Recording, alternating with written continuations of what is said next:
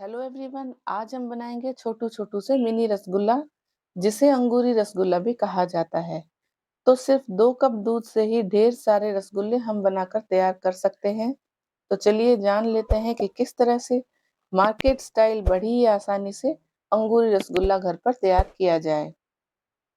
तो इसे बनाने के लिए हमने यहाँ पर 2 कप दूध लिया है और दूध यह पहले से ही उबला हुआ है। यहाँ पर अंगूरी रसगुल्ला बनाने के लिए ये जरूरी नहीं है कि हमें कच्चा दूध लेना है या गाय का या कोई भी। यहाँ पर आप कोई भी पैकेट का, खुला, गाय का, भैंस का कोई भी दूध ले सकते हैं और पहले से उबला हुआ या कच्चा दूध भी ले सकते हैं। तो इसे हम एक बार फिर से थोड़ा सा उबाल आने तक गर्म कर लेंगे और जब यह उबल जाएगा तो इसे फिर से थोड़ा सा चम्मच की हेल्प से ऊपर नीचे हिलाकर हल्का सा इसे ठंडा कर देंगे। हमें पूरी तरह से ठंडा नहीं करना है, बस स्लाइटली थोड़ा सा ये ठंडा हो जाए। और अब हम क्या करेंगे, इसे हम छेना तैयार करेंगे। तो इसके लिए हमने यहाँ पर 2 टेबलस्पून विनेगर और 2 टेबलस्पून पानी एक बोल में डाल लिया है और एक मिक्सचर तैयार करेंगे जिससे हम इस दूध का छेना तैयार करने वाले हैं। तो आप एक बात का ध्यान रखें कि सारा जो ये मिक्सचर है विनेगर वाला, यह दूध में हमें नहीं डालना है। हमें एक एक चम्मच करके धीरे धीरे इस दूध में यह मिक्सचर डालना है। और हम जब एक चम्मच डाल लेंगे तो देखेंगे कि ये फट रहा है या नहीं। फिर दोबारा से एक चम्मच और डालकर देखेंगे और इसी तरह से हम थोड़ा थोड़ा ये मिक्सचर डालकर चेक कर लेंगे। जब तक दूध फट नहीं जाता तब तक यह प्रोसेस करेंगे और देखेंगे कि हम लगभग यहाँ पर थोड़ा सा हमारा ये मिक्सचर बच जाता है, उससे पहले ही दूध हमारा कर्डल हो गया है, फट गया है और इसका छेना तैयार होने के लायक यह हो गया है। तो अब इस तैयार दूध को या फिर इस छेने को हम कपड़े की हेल्प से छान लेंगे। तो आप कोई भी मलमल का कपड़ा ले सकते हैं या फिर कोई रुमाल या फिर साफ कपड़ा ले सकते हैं जिससे हम इसे आसानी से छान सकें। तो एक बोल के ऊपर छलनी रख लेंगे और इस तरह से हम कपड़ा बिछा देंगे उसके ऊपर और जो हमने यहाँ पर छेना या पनीर तैयार करके रखा है उसे छान लेंगे। और जब हम इसे छानेंगे तो एक बात का ध्यान रखेंगे कि इसे हम ठंडे पानी से धो लेंगे ताकि इसका कुकिंग प्रोसेस रुक जाए और इसके अंदर जो सिरके की थोड़ी बहुत स्मेल रह गई है या थोड़ा खट्टापन रह गया है वह भी धुल जाए। और जब इस तरह से हम इसे अच्छी तरह से धो लेंगे तो फिर हम इसे निचोड़ लेंगे और निचोड़ कर इसका सारा एक्स्ट्रा पानी हम निकाल लेंगे और फिर इसको एक पोटली सा बनाकर किसी चीज से दबा कर रख लेंगे साइड में थोड़ी देर के लिए। तब तक जब तक हमारा ये छेना रेस्ट कर रहा है और सेट हो रहा है तब तक हम चाशनी की तैयारी भी कर लेंगे। रसगुल्ला की चाशनी बनाने के लिए हमने यहाँ पर 2 कप चीनी ली है। वजन में यह 400 ग्राम है और साथ ही हमने यहाँ पर 1 कप पानी ले लिया है। यह 240 ml का कप है, तो आप उस हिसाब से नाप कर ले लें। मार्केट में हलवाई जितना दूध लेते हैं उतनी ही चीनी लेते हैं, तो क्योंकि हमने लगभग आधा लीटर दूध लिया है तो यहाँ पर आधा किलो चीनी का ही इस्तेमाल किया जाता है। पर हम घर में तैयार कर रहे हैं तो इसे थोड़ा सा कम मीठा बनाएंगे, तो हमने 400 ग्राम चीनी ली है। और यहाँ पर दूसरी तरफ हमारा छेना भी बनकर तैयार हो चुका है, इसे हम देख लेते हैं। अब इस छेने को हम एक प्लेट में ट्रांसफर कर लेंगे और इसे मैश कर लेंगे। तो इस तरह से पहले हम इसे हाथों से थोड़ा सा तोड़ लेते हैं और हथेली के इस हिस्से से हम इसे मैश करेंगे। आप यह काम मिक्सर ग्राइंडर में भी कर सकते हैं। ये मिक्सर में करने से आपका काम जल्दी हो जाएगा, लेकिन आम तौर पर हम इसी तरह से हथेली से दबा दबा कर मैश करेंगे तो कुछ ही देर में यह एक स्मूथ सा डो जैसा बन जाएगा और हमारे हथेली के हिस्से के ऊपर हम देखेंगे कि एक ग्लॉसीनेस या हल्की सी चिकनाई आ गई है, यानी कि इसमें से जो थोड़ा बहुत फैट है वो हमारे हाथ पे चिपक गया है। तो हमें ये समझ आ जाएगा कि हमारा ये छेना जो है अच्छे से मैश हो चुका है। हमें इतना ही मैश करना है और साइड में हमारी चाशनी भी तैयार हो रही है। अब इसके अंदर हमने आधा टीस्पून कॉर्नफ्लावर लिया है, तो आप मैदा भी डाल सकते हैं और साथ ही आधा टीस्पून सूजी भी हमने डाल ली है। सूजी डालने से रसगुल्ले थोड़े से हार्ड बनते हैं, लेकिन जैसा कि आपको पता है कि अंगूरी रसगुल्ला हार्ड ही होता है। तो इसे हम इसके अंदर डाल लेते हैं और इन चीज़ों को इस डो के साथ में अच्छी तरह से मिक्स कर लेंगे। आमतौर पर स्पंजी रसगुल्ला में हम सूजी नहीं डालते हैं क्योंकि वो स्पॉन्ज की तरह सॉफ्ट होने ज़रूरी होते हैं। और अब इसके अंदर हम 1 पिंच बेकिंग पाउडर डाल देंगे।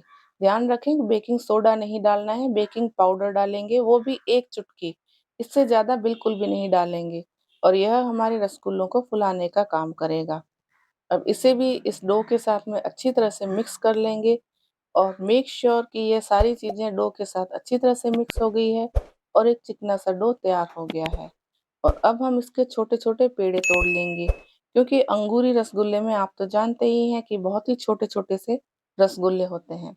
तो अभी आपको ये बहुत ही ज़्यादा छोटे दिखाई देंगे, लेकिन क्योंकि जब हम इसे चाशनी में डालेंगे, तो ये फूल के डबल हो जाएँगे। तो हम उस हिसाब से ही छोटे-छोटे पेड़े काट लेंगे और जिस कपड़े से हमने छेने को छाना था, उसी गीले कपड़े को हम ढक कर भी इससे रखते जाएँगे ताकि यह छेना सूखे नहीं। और छोटे-छोटे इस तरह के बॉल्स हम हाथों से अच्छी तरह से गोल-गोल करके बना लेंगे। क्रैक फ्री होने चाहिए, इस बात का ध्यान रखें, नहीं तो रसगुल्ले फटे-फटे बनेंगे। और इस तरह से हमने सारी छोटी-छोटी गोलियाँ बनाकर तैयार कर ली है और अब हम बढ़ते हैं चाशनी की तरफ।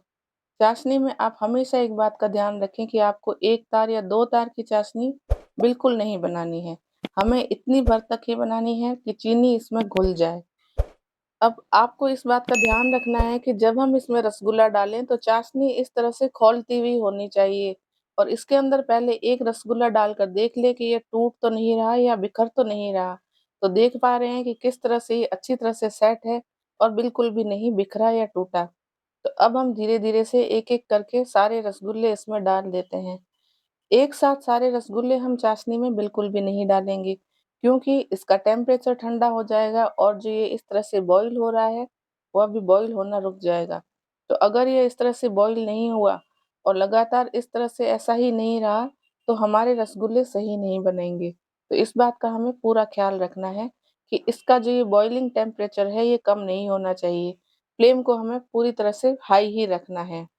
इससे पहले भी हमने अपने चैनल पर स्पॉन्जी रसगुल्ले की रेसिपी आपके साथ शेयर की है और उसका आप लोगों ने बहुत ही अच्छा रिस्पॉन्स भी दिया है और लोगों ने बनाकर ट्राई किए हैं तो उनके बिल्कुल बहुत ही ज़्यादा सॉफ्ट और टेस्टी रसगुल्ले बनकर तैयार हुए हैं। तो अभी तक आपने वो रेसिपी नहीं देखी है, तो आप ज़रूर से देखें और रसगुल्ले ट्राई करें। इसका लिंक हम डिस्क्रिप्शन बॉक्स में दे देंगे।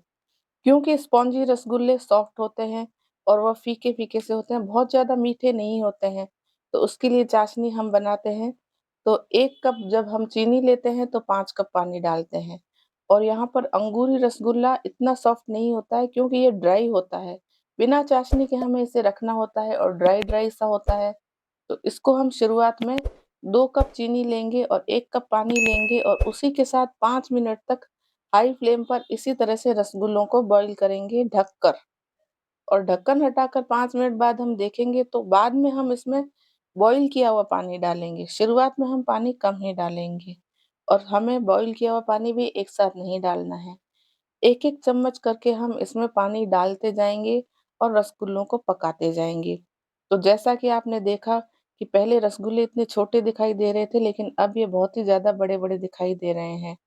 तो यह अच्छी तरह से फूल कर तैयार हो रहे हैं और हमने यहाँ पर बॉइलिंग वाटर लगभग आधा लीटर डाल दिया होगा क्योंकि हमने 1 कप पानी पहले डाला है और आधा लीटर पानी थोड़ा-थोड़ा कर हम इसमें डालते जा रहे हैं और चाशनी को पतला करते जा रहे हैं, ताकि यह चाशनी अच्छी तरह से पतली हो जाए और रसगुल्लों को अच्छी तरह से पका सके। और लगभग इसी तरह से हमें पकाते-पकाते 20 मिनट हो चुके हैं, रसगुल्लों को हम चेक करेंगे।